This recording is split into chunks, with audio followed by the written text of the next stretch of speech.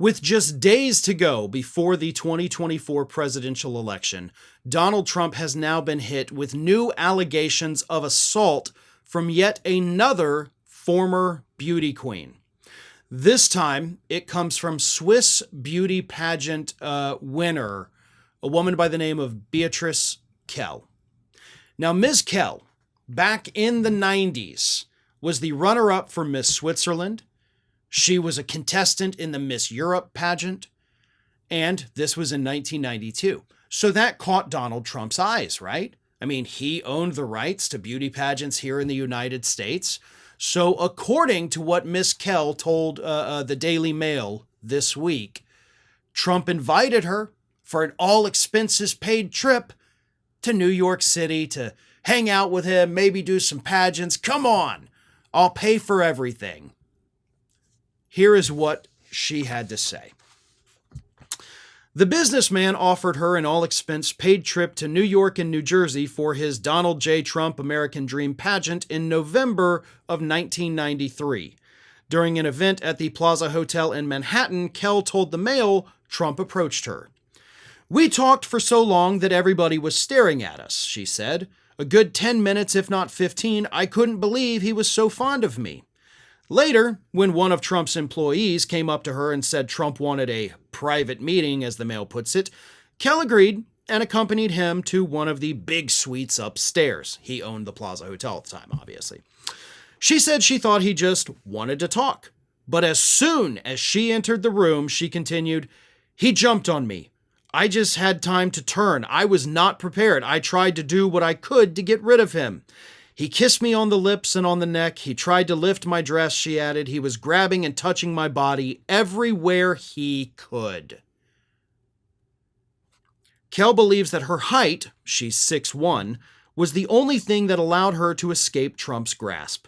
She said she de-escalated the situation by asking if they could talk first, at which point Trump allegedly reverted to his best behavior. They proceeded to chat for the next half hour, she said, during which Trump offered to help bring her to the U.S. as a student. "He asked me to agree to see him again. I said yes because I didn't want trouble. He asked me if I'm mad. I said no. I had to find something diplomatic. It was the beginning of the pageant, and I had an entire week to stay there. I was in a foreign country. I was scared that I could not go home or I couldn't come back. I was scared of everything. And when you're scared, you say whatever it takes to save yourself," she told the Daily Mail. This is now the second woman in the last 2 weeks that has come forward with similar allegations about something Donald Trump did to them in the same year, by the way. Because the story that came out last week with Ashley Williams also took place in 1993. This one took place in 1993. So there's a whole pattern of behavior here. I mean, I can't remember off the top of my head, but maybe the E. Jean Carroll thing also took place in 1993. I know it was around that time, but maybe just a real bad year for Donald Trump, right? Whatever it is, these allegations need to be discussed. Instead, and here's what gets me, the day this story came out, what was the media talking about? Biden suggested that all of Trump's supporters are garbage. Oh, that's so bad. Oh, God, it's horrible. Oh, dear, this is like Deplorables 2.0. This man was accused of assault on the same day. Not a peep. Not a damn peep out of the media. Virtually the same thing last week, right? They don't seem to care. There have now been 28 women that have come forward to accuse Donald Trump of behavior like this. Over 40 if you count the ones who claim they were only harassed by him and not improperly touched. 28 women have come forward saying that Donald Trump inappropriately and without permission groped them, touched them, kissed them, tried to force them to do things. 28. And the media can't be bothered to talk about this because President Biden said something they don't like or something they want to make into a much bigger story than it is. Here's your story. Here's your headlines. And hey, you know what? I'll even promise you, media, you talk about this will get you more ratings than talking about President Biden. He is a lame duck president anyway. What does it matter what he says? This is a real story. This is real news. The rest of the world is talking about it, right? I mean, this was published in a British paper. They seem to care. They seem to understand the gravity of the situation. But the American media simply doesn't get it. Or they don't care to get it. I don't know which one it is. I don't know which one is worse.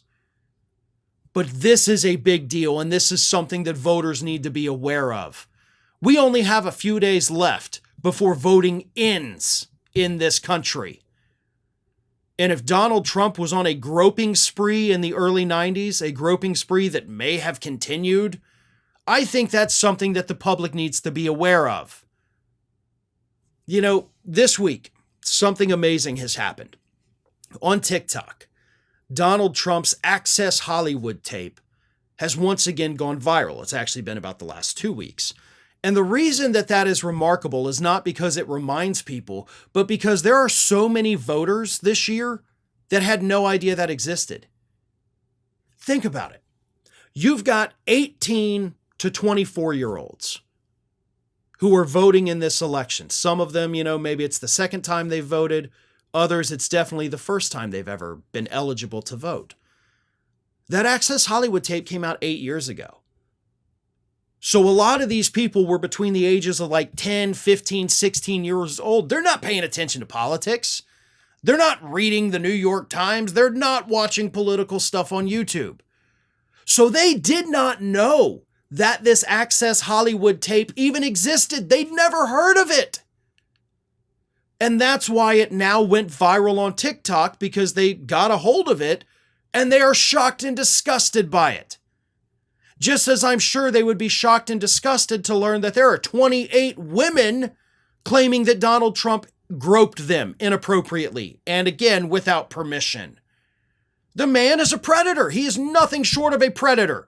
That is what we are dealing with. That is what the Republicans have put at the top of their ticket this year. That's what's on the ballot. Do you want to vote for a predator? Do you want to vote for the convicted felon who has all of these other allegations against him? Gen Z, they're telling us hell no. Millennials are telling us hell no. I hope the rest of the country follows suit. At this point, it's not even about politics. It's not even about policy. It is about decency. It's about a sense of being a good human being, something that Donald Trump definitely is not. The younger generations get it. And if they show up to vote next Tuesday, they may be the groups that save this country. Along, of course, with women voters. But of course, the women always have to come along and save us from ourselves. And let's hope that they do it on Tuesday, because honestly, I don't know that I have enough faith in this country to think that they won't put this man back into office. Thanks for watching today, everybody. And don't forget, if you're not already, please do subscribe to this channel. We have fresh content going up every single day, and I would really hate for you to miss out on that. And speaking of missing out, if you're not following me across all other social media outlets, then get on it. You can follow the links in the description of this video.